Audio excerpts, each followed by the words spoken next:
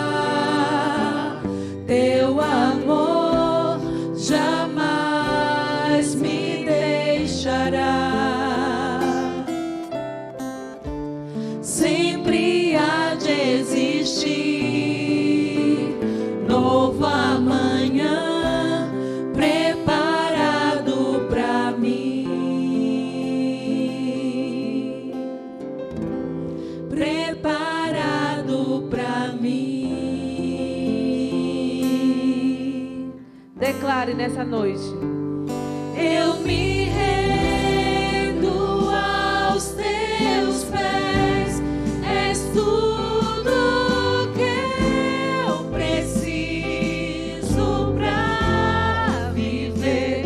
Eu me lanço aos teus braços, onde encontro meu refúgio.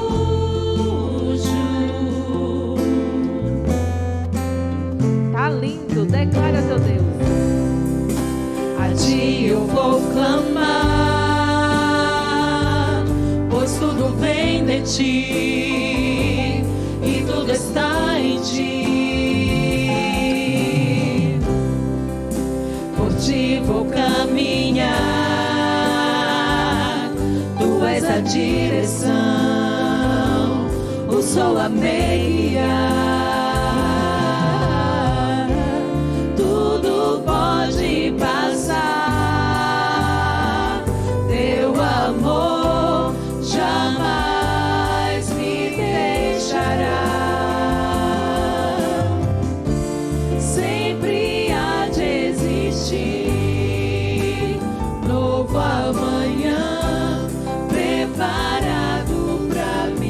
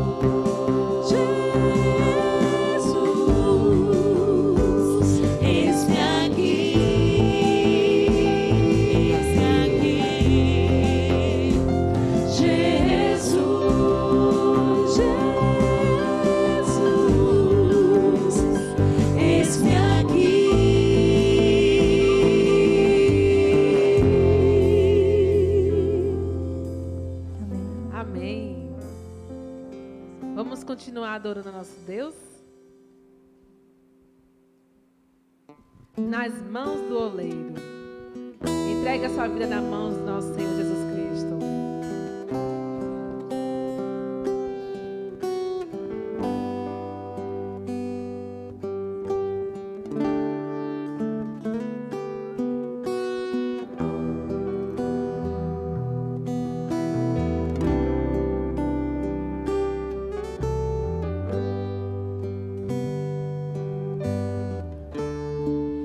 Em tuas mãos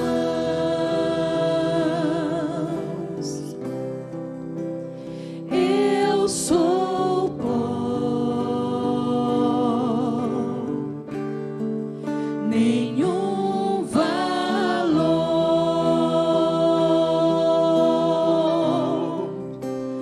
barro sou.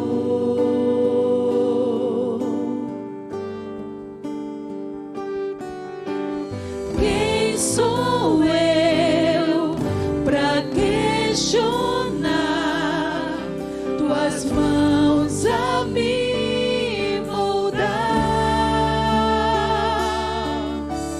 Tu és Deus, artesão de mim.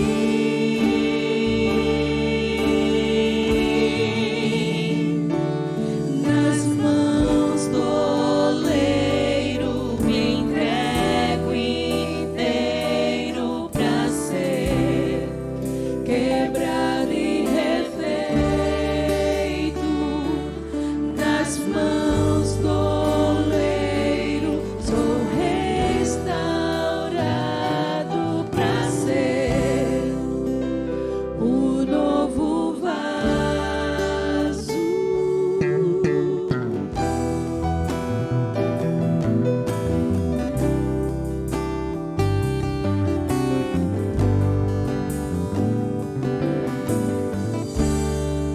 Em tuas mãos eu sou pó, nenhum valor,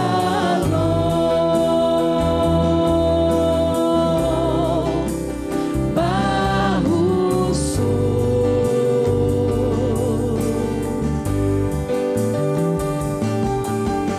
Quem sou eu para questionar tuas mãos a me moldar? Tu és Deus, artesão de mim.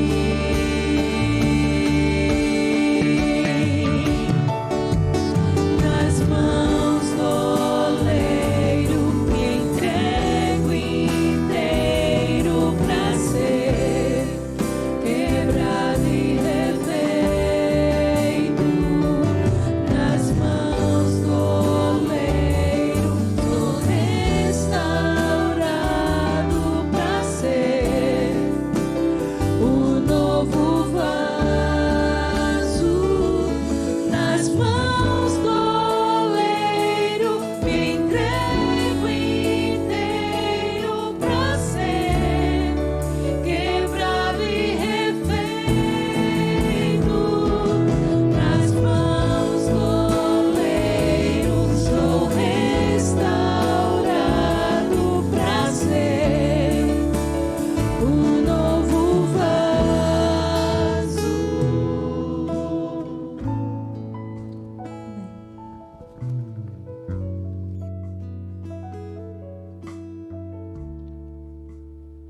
Nesse momento nós vamos parar e vamos orar ao Senhor. Vamos colocar diante dele as nossas preocupações, aquilo que tem nos deixado angustiados, que tem nos preocupado. E eu tenho certeza que você tem alguns pedidos a fazer. Há pedidos pela vida financeira, há pedidos pela família, há pedidos pelas pessoas que estão sofrendo nos leitos de hospital, e há outros tantos que estão pedindo pelos seus familiares que estão enlutados, que perderam alguém muito importante em suas famílias. Nós vamos colocar todas essas pessoas e esses pedidos nas mãos de Deus. E eu quero convidar você a, nesse instante, parar e fazermos isso. Vamos falar com o Senhor? Pai, obrigado por essa noite.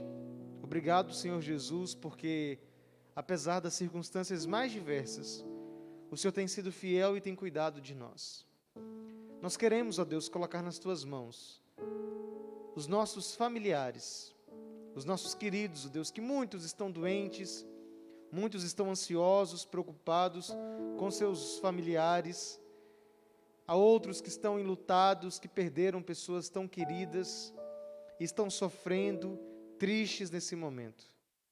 Nós pedimos que o Senhor continue trazendo o Teu conforto sobre cada um deles, esperança para esses dias difíceis pelos quais nós estamos passando. Também te pedimos, ó Deus, pelas famílias que estão sofrendo porque perderam suas rendas. Oramos, ó Deus, pelas famílias que estão tristes porque seus membros estão brigando, estão com situações delicadas. Nós oramos, ó Deus, pelas nossas famílias e pedimos que o Senhor continue cuidando de todos eles. Abençoa mais uma vez nosso amigo Jefferson, que ele seja outra vez usado pelo Senhor e que ele venha falar a palavra que nós precisamos para viver cada vez mais conectado com o Senhor. Tudo isso nós oramos em nome de Jesus. Amém.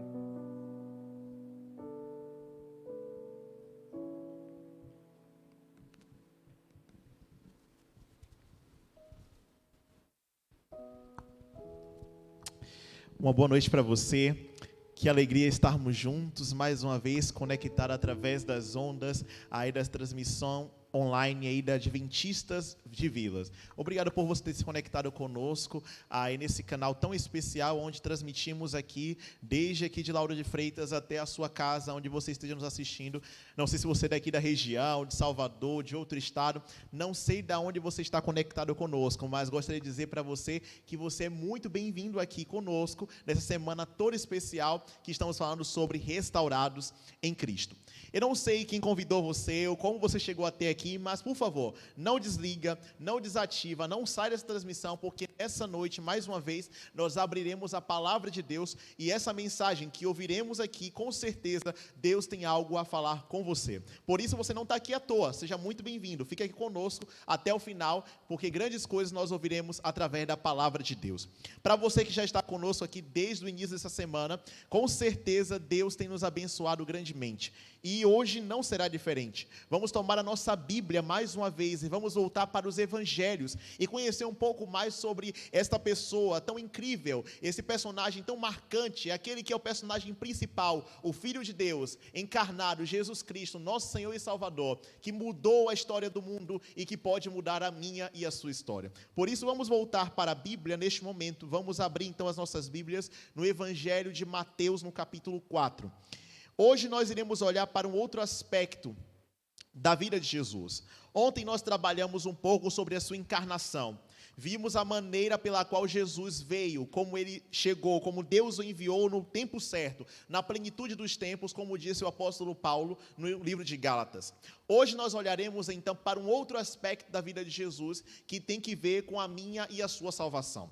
Por isso eu quero convidar você a olhar então para Mateus capítulo 4, e nós iremos fazer a leitura então a partir do versículo 1 em diante, tá bom? Evangelho de Mateus no capítulo 4, versículo 1 em diante, nós encontramos o texto que diz o seguinte: a seguir foi Jesus levado pelo Espírito ao deserto, para ser tentado pelo diabo, e depois de jejuar 40 dias e 40 noites, teve fome. E então o tentador, aproximando-se, lhe disse: se és filho de Deus, manda que estas pedras se transformem em pães. Jesus, porém, respondeu: está escrito, não só de pão viverá o homem, mas de toda a palavra que procede da boca de Deus. Então o diabo levou Jesus à cidade santa e colocou sobre o pináculo do templo. E lhe disse: se és filho de Deus, atira-te abaixo, porque está escrito, aos seus anjos ordenará ao teu respeito que te guardem, e eles te sustentarão nas suas mãos, para não tropeçares em alguma pedra. E respondeu Jesus: também está escrito, não tentarás o Senhor teu Deus. Versículo 8: levou-o ainda o diabo a um monte muito alto, e mostrou-lhe todos os reinos do mundo, e a glória deles, e lhe disse: tudo isto te darei, se prostrado me adorares. Então Jesus lhe ordenou: retira-te, Satanás, porque está escrito: ao Senhor teu Deus adorarás, e só a ele darás culto. Com isto, deixou o diabo, e eis que vieram anjos e o serviram. Esse texto de Mateus capítulo 4 é um texto muito importante no Evangelho, porque aqui nós percebemos um momento ápice, um momento muito importante do início do ministério de Cristo. Antes de olharmos para este início, precisamos pensar que aqui no capítulo 4 está ilustrado um grande conflito. Nós temos aqui Jesus sendo confrontado e sendo tentado pelo diabo. Mas a Bíblia vai nos apresentar que essa não é a primeira vez que estes dois têm um embate. Nós percebemos no livro de Apocalipse, no capítulo 12, uma história que vai muito antes disso, de um grande conflito que até citamos aqui em um dos nossos dias dessa série. Em Apocalipse capítulo 12, por exemplo, você vai encontrar lá, você pode voltar com a sua Bíblia para Apocalipse no capítulo 12, e lá você vai encontrar, a partir do versículo 7, vai dizer, Apocalipse 12, verso 7, diz lá: houve peleja no céu, Miguel e os seus anjos pelejaram contra o dragão, também pelejaram o dragão e os seus anjos, todavia não prevaleceram, e nem mais se achou no céu o lugar deles, e foi expulso o grande dragão, a antiga serpente, que se chama Diabo e Satanás, o sedutor de todo mundo, sim, foi atirado para a terra, e com ele os seus anjos. Aqui no capítulo 12 de Apocalipse, então, nós temos ilustrado o início do grande conflito. A Bíblia vai nos dizer que o grande conflito começa no céu com este anjo que se rebela contra Deus. No exercício da sua liberdade, ele escolheu colocar-se contrário a Deus e a sua vontade. E agora começa a lançar sofismas, mentiras, acusações contra Deus e o seu caráter. O caráter de Deus foi desafiado e uma das grandes argumentações que foram colocadas no céu era com relação a Deus ter estabelecido as suas leis e colocando leis que ninguém poderia obedecer, de forma que se não obedecesse, ele puniria. Então apelou-se para a ideia de que Deus era um ser tirano. E dessa maneira, então, essa informação, esta mensagem começa a espalhar entre os anjos, e uma parte dos anjos começa a aderir, uma terça parte dos anjos, e agora o céu percebe-se dividido. De um lado você tem Jesus e os seus anjos, e do outro lado você tem o dragão, que é uma representação do anjo rebelde, do inimigo de Deus, que se coloca então contrário à sua vontade. A Bíblia então diz que, como não há possibilidade de haver luz e trevas no mesmo lugar, não há possibilidade de haver divisão entre um lado para Deus e um lado para o inimigo, alguém precisava prevalecer. Isso é muito interessante porque, assim como no céu não houve espaço para dois senhores, no nosso coração também não pode haver espaço para dois senhores. Jesus mesmo disse que nós não podemos servir a dois senhores. Desta maneira, então, nós percebemos que o texto vai dizer que é uma peleja no céu, a qual a gente não consegue dizer ou mensurar quais foram as armas utilizadas, em que tipo e que nível essa peleja chegou. Algumas pessoas pensam que essa guerra no céu, essa peleja, ela não estava no âmbito apenas de armas, mas estava envolvendo uma guerra que envolvia no campo das ideias, dialógica. A ideia, então, que nos leva a perceber é que nessa batalha, nessa peleja entre Jesus e os seus anjos e o inimigo e os seus anjos, nessa peleja Jesus vence. Jesus vence, e por ele vencer, ele então expulsa o dragão e os seus anjos dali. E ele sai e é expulso. Esta é a primeira vez que nós percebemos, então, aqui no texto bíblico, essa primeira expulsão, este momento onde há uma batalha entre Cristo e o inimigo de Deus. Agora, no capítulo 4 de Mateus, nós percebemos um outro encontro, o encontro dos séculos, e agora, não Cristo, na sua maneira glorificado como Deus, reinando dos céus, mas agora como um ser encarnado, como Deus encarnado, como homem. E Jesus agora participa e enfrenta um momento em que ele é tentado pelo inimigo. A tentação de Jesus se dá não apenas na questão humana, humanamente falando, mas também o lugar onde ele enfrenta a tentação. Toda tentação, ela gira em torno de uma substituição. A Bíblia vai dizer que Jesus, ele assume o espaço de Adão, no sentido de que ele agora é o segundo Adão. Ele vem para substituir Adão, para vencer aonde Adão havia caído, para enfrentar na sua própria pele agora como homem, aquilo que Adão, que no jardim do Éden, havia perdido. E se colocarmos os dois um do lado do outro, perceberemos grandes semelhanças e também diferenças. Perceberemos diferenças, por exemplo, no lugar. Adão foi tentado no jardim do Éden, Cristo agora é tentado no deserto. Adão tinha todas as árvores do jardim para se alimentar. Jesus tinha passado um jejum de 40 dias e estava com fome. Nós temos muitas semelhanças e muitas diferenças. E a tentação talvez poderíamos levar a pensar no âmbito humano simplesmente, mas percebemos que ela não envolve apenas em Jesus realizar aquilo que ele estava propondo. Mas Satanás aqui na tentação no deserto, ele está oferecendo um caminho diferente ao qual Jesus havia vindo para seguir. Ele começa a oferecer para Jesus um atalho, uma possibilidade para que ele não cumprisse a sua missão. A vinda de Cristo aqui para a terra tinha uma missão específica. Ele veio salvar o homem e tinha um caminho bem delimitado e bem determinado. O caminho de Cristo era a cruz. A cruz era o desfecho final, era o objetivo de Cristo, porque ele sabia que para a salvação humana, ele precisaria ir para a cruz. Mas na tentação do deserto, percebemos então o tentador oferecendo para Jesus um outro atalho, uma outra perspectiva, para que ele não precisasse cumprir aquilo que ele veio fazer. Dessa maneira, nós percebemos em cada uma das tentações um atalho, um caminho, uma tentação para que Cristo utilizasse, então, os seus poderes, que ele havia deixado de lado simplesmente por uma questão de funcionalidade, para poder vir à terra como homem e nos salvar. Ele coloca, então, a sua divindade de lado e agora ele vem, então, e como homem e não usa o seu poder para o seu benefício próprio, mas utiliza o seu poder para estabelecer o reino de Deus. E a tentação no deserto, então, no capítulo 4, nós percebemos, então, um chamado para a utilização do poder de maneira que Jesus não havia se proposto a fazer. Quando você olha, então, para as tentações que nós encontramos aqui, a primeira delas nos diz que o inimigo, ele tenta Jesus, dizendo para ele, se és filho de Deus. Essa primeira partícula aqui, essa primeira parte dessa tentação, nos leva a refletir algumas coisas muito importantes.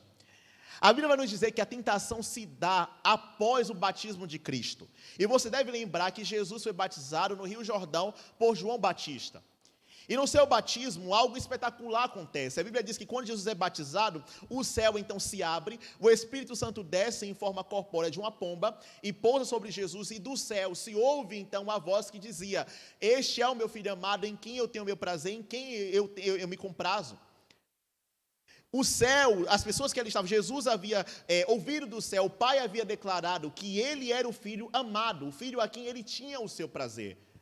Só que na tentação, no capítulo 4, você percebe que um primeiro objetivo do tentador era fazer com que Jesus duvidasse da verdadeira identidade dele, daquilo que Deus havia dito no batismo. Deus havia declarado que ele era o filho amado, e agora na tentação, a primeira ideia que ele coloca em dúvida, em xeque, é a filiação de Jesus, se você é de fato o filho de Deus.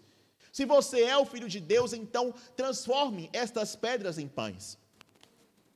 Quando nós olhamos para Jesus, nós percebemos que ele tinha a total possibilidade de fazer aquilo.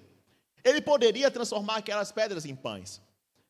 Mas essa tentação, ela vai muito mais além de poder ou não poder. Ela vai muito além também da ideia da necessidade, porque a Bíblia vai dizer que Jesus estava com fome. Não era simplesmente transformar as pedras para poder se alimentar. Mas a proposta de transformar pedras em pães também envolvia um outro aspecto da tentação, que envolvia a ideia de estabelecer o seu reino por meio da alimentação, de oferecer comida para aquelas pessoas que ali estavam. Devemos lembrar que a época em que Jesus veio, a época em que ele chega, havia muitas pessoas na Palestina que eram famintas. Pessoas que tinham algumas necessidades. E Jesus, então, transformar as pedras em pães seria um atrativo para que aquelas pessoas viessem e o aceitassem como um rei. Aceitassem ele de uma outra maneira que não fosse por meio da cruz. Não é à toa que quando nós olhamos para João no capítulo 6, na ocasião em que Cristo transforma as pedras, multiplica os pães e os peixes, quando Jesus faz isso, aquela multidão que ali está quer forçá-lo a assumir o reino, quer forçá-lo rei. Então, quando o tentador oferece para Jesus uma possibilidade de ele transformar as pedras em pães, ele estava dizendo, você não precisa da cruz.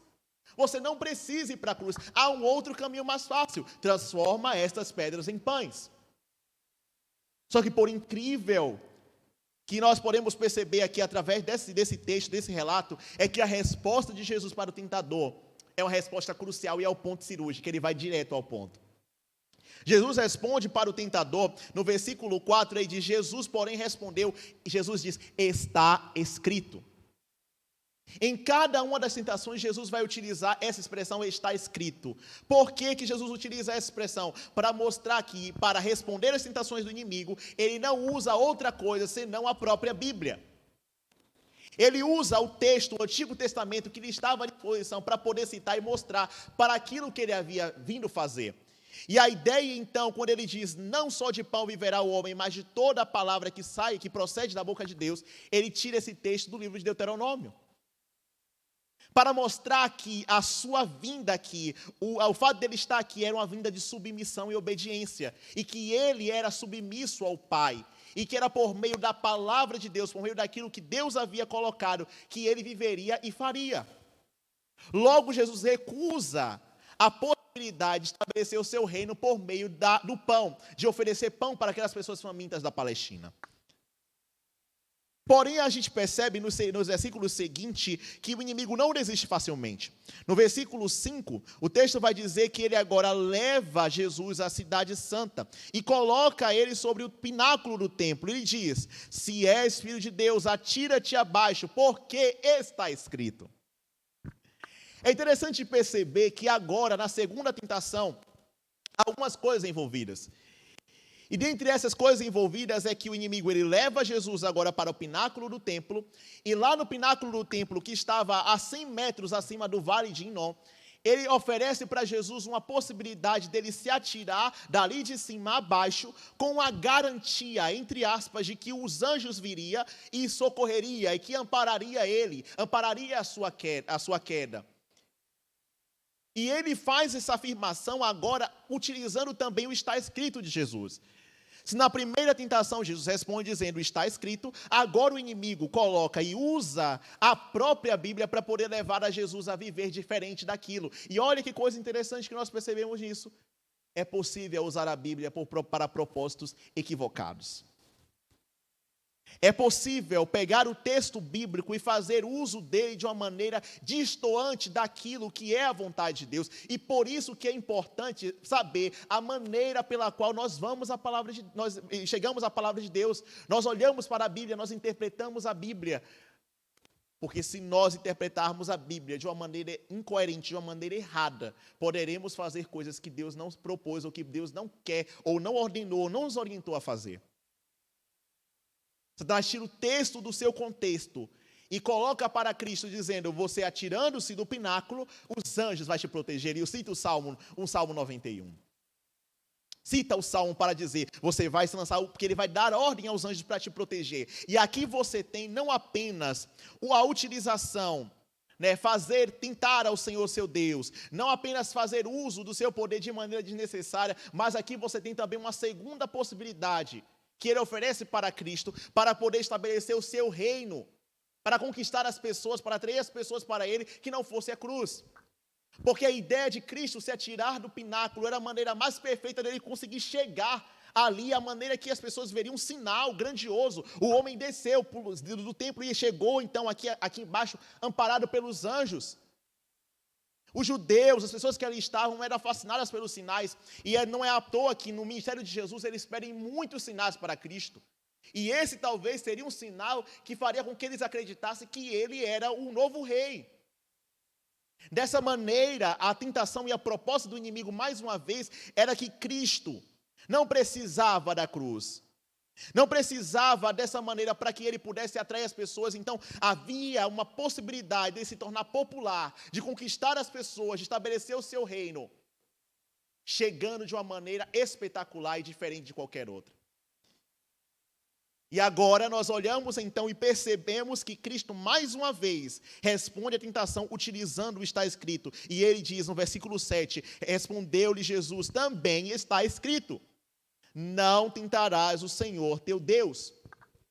Então o texto aqui, a resposta de Jesus bem clara é, mais uma vez, Jesus escolhe a submissão, a obediência ao Pai.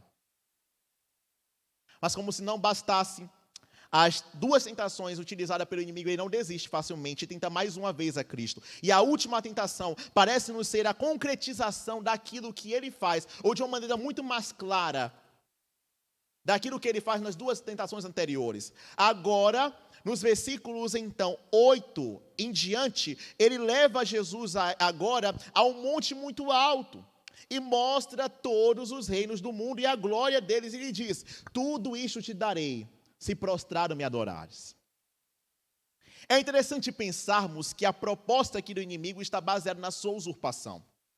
Quando nós olhamos para o Gênesis, percebemos que Deus havia criado a terra e colocado então Adão e Eva como seus corregentes, como aqueles que seriam uma espécie de responsável, que estavam ali administrando a terra, mordomos. E no momento em que os nossos primeiros pais caem, eles pecam, eles acabam aceitando a proposta da serpente, do inimigo, agora Satanás usurpa a chave, usurpa então o direito da terra para ele, de uma maneira que a gente viu aqui através do seu engano. Desta maneira, então, ele chega para Cristo e de maneira muito audaciosa, ele diz: olha, você está vendo esses reinos que estão aqui, os reinos deste mundo e agora deste mundo, tudo isso eu te darei, se prostrado me adorar. A proposta dele envolve também o desejo que ele tinha desde quando estava no céu, de ser adorado. E não apenas isso, de maneira muito mais clara e específica, ele diz: você não precisa da cruz. Você não precisa. Eu te dou o reino deste mundo. Te darei todas essas coisas. Você pode ter o reino, estabelecer o seu reino deste mundo, mas você não precisa ir para a cruz. Simplesmente se prostre, me adore, e tudo lhe será dado. Você percebe aqui na tentação de Jesus que todo o objetivo de Satanás, através de toda a história do Evangelho, foi fazer com que Jesus se desviasse da cruz.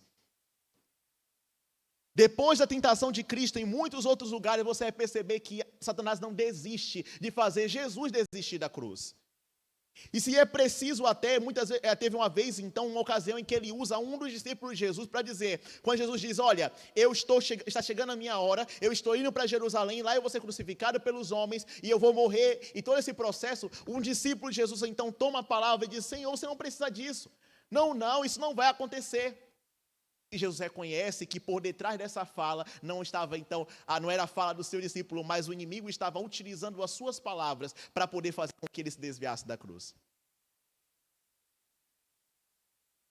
A proposta do inimigo em todo o tempo foi fazer com que Jesus desistisse do seu plano de morrer pela raça humana e estabelecer o seu reino através da cruz. É interessante percebermos, amigos e irmãos que estão nos acompanhando através dessa transmissão, que algumas verdades são muito importantes quando nós olhamos para o Evangelho de Deus, para o Evangelho. E uma das verdades muito importantes que nós percebemos é que o plano de Jesus não era estabelecer um reino puramente terreno. O reino de Deus não é deste mundo. O reino ao qual Jesus Cristo veio implantar não foi por meio de uma maneira bélica, através de conquista de guerra, através de exército, através de apenas maneiras e métodos humanos. Deus tinha um meio pelo qual ele gostaria de estabelecer o seu reino. E o reino de Cristo não seria estabelecido por outra coisa que não fosse a cruz do Calvário. A cruz era o único meio pelo qual Jesus estabeleceu o seu reino, para mostrar que o reino dele não é um reino deste mundo, não é um reino terreno, não é um reino que passa, é um reino eterno. O reino de Deus que Jesus veio implantar, que Jesus veio trazer, não seria conquistado por uma maneira alternativa. Até porque, se pudéssemos trazer uma concepção de pecado, pecado é viver de uma maneira alternativa à vontade pela qual Deus estabeleceu. Por isso, no final das contas, nas tentações nós percebemos que há um propósito de fazer com que Jesus passe a confiar em qualquer outra coisa, que não seguir e for submisso ao poder de Deus, à dependência de Deus, a utilizar o seu poder para satisfazer a sua própria vontade. Não é à toa que até mesmo quando Jesus estava na cruz, e a gente vai falar sobre a cruz em um dos dias da semana, Mas em um momento que Jesus Cristo estava na cruz, você vai perceber que algumas pessoas passavam ali por baixo e desafiavam. E dizia: você curou a tanta gente, fez tantas coisas, por que tu não desce da cruz? Desce agora da cruz. Até o último momento, há um desafio, há uma tentação, há um chamado para que Cristo utilizasse seu poder para poder desviar-se do seu propósito, que era ir para a cruz. Dessa forma, nós percebemos que Jesus mostra que não há outro caminho. Não havia outra possibilidade, ele estava decidido ir até o final, ser submisso até a morte e morrer a morte de cruz, mas ele não iria desistir. Ele não iria desistir de ir para a cruz. Por muitos momentos foi tentado e por muitos momentos foi desafiado a se desviar o seu trajeto e o seu caminho, mas ele mostrou, através da sua vida, de que ele não hesitaria em ir para a cruz. E por isso, ele vive uma vida de completa obediência, uma vida perfeita à vontade de Deus.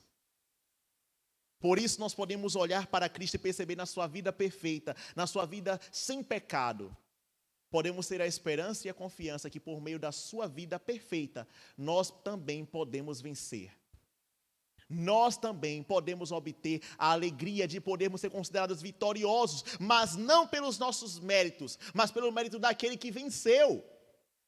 Pelos méritos de Cristo que venceu no deserto e na cruz do Calvário, nós podemos hoje acreditar, olhar para o céu e perceber que nós não temos alguém imperfeito, mas temos alguém que foi perfeito, que obedeceu toda a lei de Deus, provando que a lei de Deus era possível de ser obedecida e ele obedeceu completamente a lei. Desta forma e por esta maneira, Jesus poderia ir para a cruz e morrer em nosso lugar, porque ele é o Cordeiro perfeito de Deus, que tira o pecado do mundo. Eu não sei quais são as batalhas que você tem enfrentado na sua vida, mas assim como Jesus no deserto, nós estamos inseridos em uma grande guerra, em um grande conflito, e somos tentados, muitas vezes, a nos desviarmos daquilo pelo qual Deus nos chamou, da vontade de Deus, para viver uma vida alternativa à maneira que Deus nos chamou a viver. Eu não sei como tem sido as suas batalhas e como tem sido a intensidade delas, mas nesta noite eu queria convidar você a olhar para a cruz. Eu não sei quantas vezes nas suas lutas você já caiu, você já tropeçou, você já errou. Quantas vezes você já se desviou do propósito de Deus para você. Quantas vezes você se desviou de olhar para Jesus como o autor e consumador da sua fé. Quantas vezes você escolheu um caminho alternativo, um atalho, quem sabe, para conquistar e alcançar os seus objetivos. Mas nessa noite, eu queria convidar você a olhar para Cristo. Sabe, não importa quantas vezes você já caiu. Não importa quantas vezes você já pecou, quantas vezes você já errou, quantas vezes em suas batalhas contra o mau desejo, você já se rendeu. Eu não sei se você caiu e hoje se encontra prostrado no seu pecado, de forma que você não tem mais esperança de poder vencer. Você já aceitou a sua condição, a maneira que você está e não consegue ver perspectiva para você. Já até desistiu de pedir perdão a Deus, de olhar para o céu e confiar que Deus será capaz de perdoar, porque você não consegue mais acreditar. Porque nos seus olhos, diante de você, você só consegue encontrar e perceber derrota, fracasso, perda. Deixa eu falar uma coisa muito importante para você. Nessa batalha, não nos é possível de maneira alguma vencermos pelas nossas próprias forças. Não há poder em nosso braço, na força do nosso braço, nem em nós mesmos, para podermos conseguir vencer as tentações do inimigo, que muitas vezes é muito mais forte do que nós. Ei, para de olhar para você. Você está direcionando o olhar para a pessoa errada. Você está confiando no poder e na força errada, porque a força para que eu e você possamos vencer as nossas batalhas, ela não se encontra e não está circunscrita a esta terra. A força está em Cristo Jesus, porque Ele venceu. Porque Ele venceu Satanás, porque Ele venceu no deserto, porque Ele venceu na cruz, nós podemos hoje crer e confiar nele. Porque Ele mesmo disse: No mundo tereis aflições. No mundo você passará por grandes tribulações. Mas tenha bom ânimo. Se alegre. Eu venci o mundo.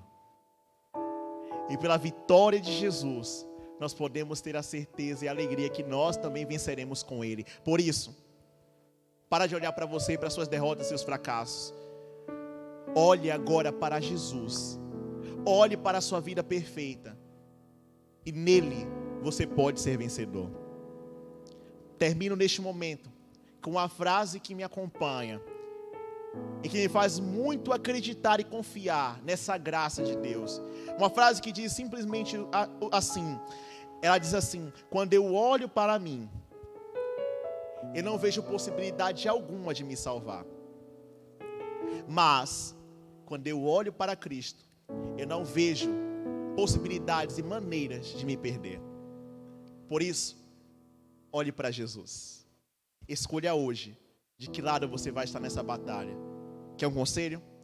Escolha estar ao lado de Jesus. Nessa hora nós iremos ouvir uma música. E essa música é uma declaração de fé. Uma música que declara a quem nós pertencemos. E você pode da sua cara declarar isso. Mas eu não quero convidar você apenas a declarar cantando. Mas se essa é a sua decisão, por que não responder agora aí no chat, mesmo ao vivo, dizendo: eu aceito, eu quero ser vitorioso em Cristo. Eu quero que a vitória de Cristo me alcance para que eu possa ser vencedor juntamente com Ele, porque Ele venceu, eu também quero ser co-participante da sua vitória. Aí no chat, quem sabe você já deve estar recebendo um link ou algum meio para você poder conseguir chegar a isso, mas aproveite essa oportunidade. Enquanto você ouve essa música, toma a tua decisão aí na sua casa. Aceite hoje a vitória que Cristo pode te conceder. Não importa quantas vezes você caiu ou quantas vezes você errou, Cristo está aqui nessa noite para te levantar, te erguer aonde você está e te dar vitória, porque Ele venceu. Nós podemos ter a certeza que também venceremos, porque Cristo venceu. Toma a sua decisão. Enquanto você ouve essa canção, preenche esse formulário, acesse esse link, bota aí no chat: eu aceito. E nós queremos orar por você nessa noite, por você e com você.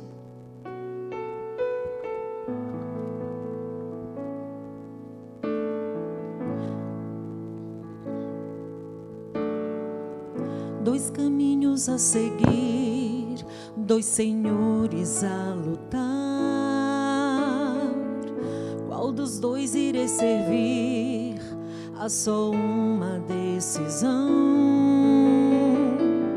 Quantas vezes procurei os prazeres deste mundo, encontrei 1000 motivos para chorar. O inimigo sempre vem disfarçando as intenções, com ciladas ao redor, ele quer me destruir. Só Jesus pode me dar a real felicidade e poder para ser um vencedor. Sou de Jesus, o Senhor da vitória, o alimento, a vida, rocha eterna da salvação. Seu amor me atraiu, deu-me paz e alegria. Eu já fiz minha escolha, sou de Jesus.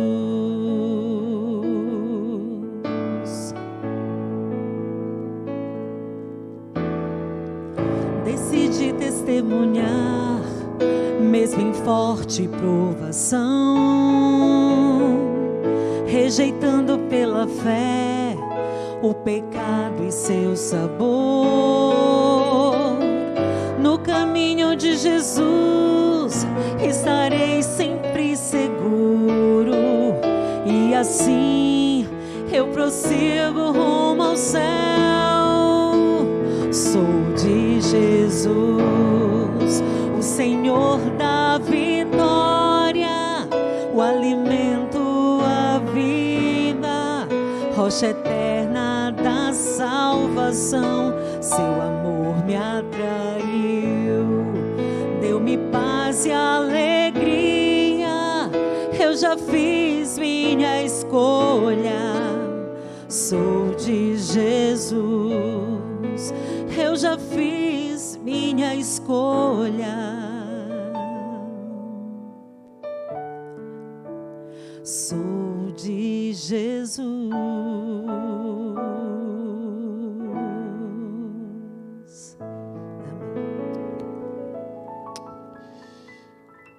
Você já fez a sua escolha? Você já escolheu nesta noite de que lado você vai estar desse grande conflito? Amigo, essa é uma luta cósmica em que todos nós estamos inseridos. Numa possibilidade de não estarmos inseridos nessa luta, todos nós nesta terra estamos inseridos nessa luta entre o bem e o mal. Possibilidades de vivermos sem fazer a nossa escolha, porque até mesmo o ato de não escolher já é uma escolha. Nessa noite você pode escolher estar do lado vencedor, daquele que nunca perdeu uma batalha. No céu ele venceu, na terra ele venceu, e muito em breve ele voltará para conquistar, para entregar a vitória em nossas mãos, para concretizarmos essa vitória de maneira eterna. Por isso, nessa noite, você pode tomar a sua decisão e escolher de que lado você vai estar. Eu penso que você já escolheu o lado certo, não é? O lado é estar ao lado de Jesus. Por isso, se você nessa noite decidiu isso, quero convidar você então a fechar os seus olhos para juntos orarmos ao Senhor. Oremos. Pai querido, muito obrigado pela oportunidade que o Senhor nos dá de olhar para a vida de Jesus e perceber que em sua humanidade ele venceu o inimigo no deserto, e por meio da sua vitória, por meio da sua vida perfeita, nós podemos crer que há esperança para nós.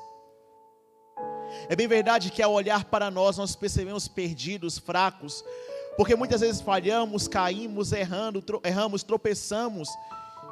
Quem sabe esteja orando com alguém que está prostrado nos seus pecados, nos seus erros, vivendo sobre o peso da culpa, da angústia, do remorso. Mas nessa noite nós queremos mais uma vez entregar as nossas vidas em tuas mãos. Queremos olhar para Jesus e perceber que nele qualquer pecador tem esperança de perdão, tem esperança de transformação, porque por meio da sua vida perfeita, por conta da sua vitória, pelos méritos de Cristo, nós somos mais do que vencedores, porque ele venceu.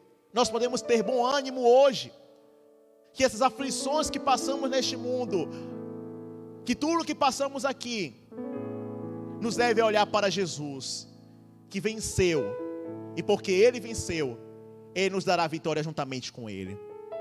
Abençoe este amigo e esta amiga que ora comigo nesta noite, que o Senhor possa olhar para a sua decisão, para o seu desejo do seu coração, e abençoar e receber essa decisão no céu. Que o Senhor transforme a vida deles e a vida da sua família. E a nossa oração, nosso desejo em nome de Jesus. Amém. Amém. Deus abençoe você, querido amigo e querida amiga. Amanhã nós continuaremos então nossa programação normal e esperamos você aqui conosco. Um abraço forte, fica com Deus.